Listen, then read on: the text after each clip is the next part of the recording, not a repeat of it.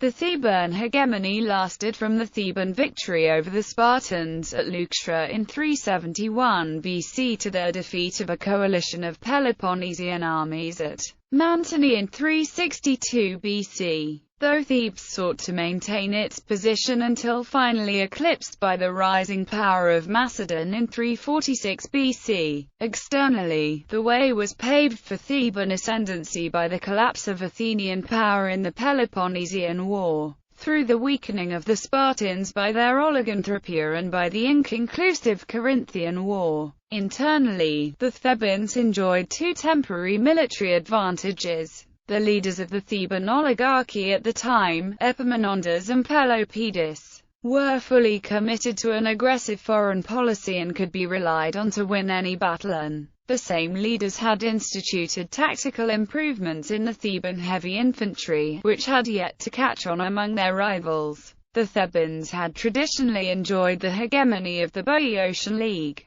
the oligarchical federation of Aeolic-speaking Greeks to the immediate northwest of Athenian-dominated Attica. Their brief rise to power outside the Boeotian plain began in 373 when the Boeotians defeated and destroyed the town of Plataea, strategically important as the only Athenian ally in Boeotia. This was taken as a direct challenge by the previous hegemonic power, the Spartans, who gambled on restoring their waning ascendancy by a decisive defeat of the Thebans. At Leuctra, in Boeotia, the Thebans comprehensively defeated an invading Spartan army. Out of 700 Spartan citizen soldiers present, 400 died at Leuctra. After this, the Thebans systematically dominated Greece. In the south, they invaded the Peloponnese to liberate the Messenians and Arcadians from Spartan overlordship and set up a pro-Theban Arcadian League to oversee Peloponnesian affairs.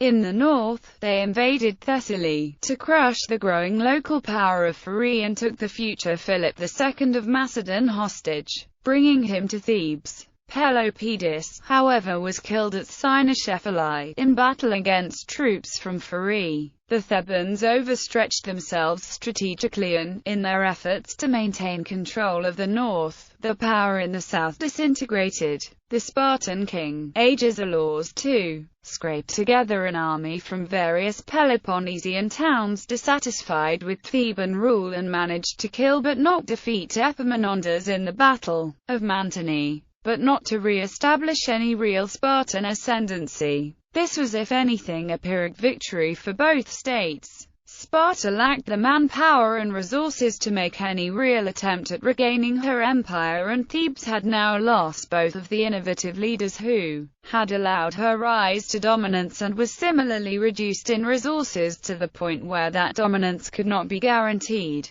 The Thebans sought to maintain the position through diplomacy and their influence at the Amphictyonic Council in Delphi. But when this resulted in their former allies the Phocians seizing Delphi and beginning the Third Sacred War, Thebes proved too exhausted to bring any conclusion to the conflict. The war was finally ended in 346 BC, by the forces not of Thebes, or any of the city-states, but of Philip of Macedon, to whom the city-states had grown desperate enough to turn. This signaled the rise of Macedon within Greece and finally brought to an end a Theban hegemony which had already been in decline.